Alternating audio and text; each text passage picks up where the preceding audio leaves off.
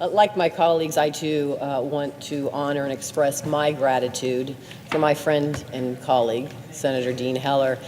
Most people don't know, Dean has spent 30 years serving the great state of Nevada. I've heard everyone talk about how Dean loves Nevada. There is no doubt that if you just have an initial conversation with Dean Heller, you will learn about Nevada and his love for Nevada and why it is a wonderful place to live.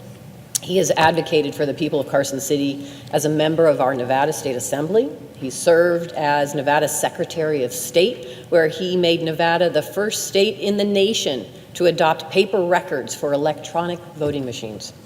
And in Congress, Dean has fought tirelessly on behalf of our nation's veterans, as we've heard, at first as a representative for Nevada's 2nd Congressional District, and then as a United States Senator.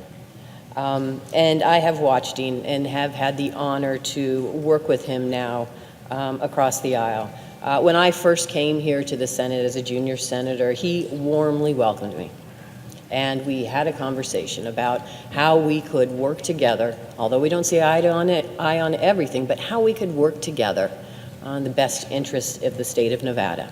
And he made a commitment then, and he followed through on that commitment.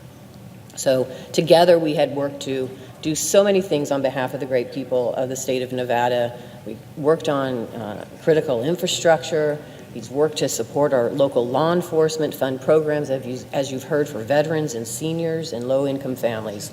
We also found common ground, just as Nevadans expected us to do, and introduced bipartisan legislation to protect our public lands in eastern Nevada, while also prioritizing long-term economic growth in our rural communities. I've also worked with and watched Dean as he worked on domestic violence prevention and human trafficking prevention in the state of Nevada. And we have had the opportunity, not just here in Washington, but in our home state, to work side by side to stop any attempts to revive Yucca Mountain. We introduced bipartisan legislation requiring the Secretary of Energy to obtain the written consent of the governor and impacted local and tribal communities before building a nuclear waste repository. And then, as you have heard, Dean and I shared also an unfortunate, horrific incident on October 1st, the deadly shooting in Las Vegas. He and I were on the ground along with our entire delegation to do everything that we could in our community, and Dean was everywhere, talking to so many people, thanking the first responders, stopping by the hospitals, talking with the families. It truly was his commitment to his home state to do everything he could to help that community heal. And he continues to do so today.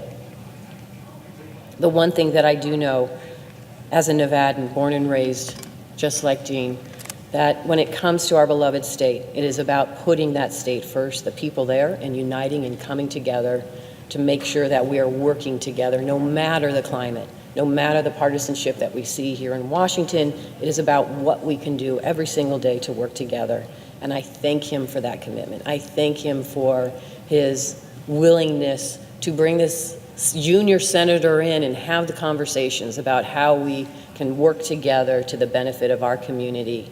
And I want to thank Senator Heller for everything that he has done over the years on behalf of the state of Nevada, for your decades of service, for your friendship.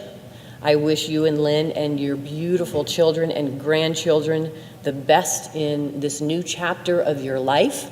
I know you're not done. We are all excited to see what is next.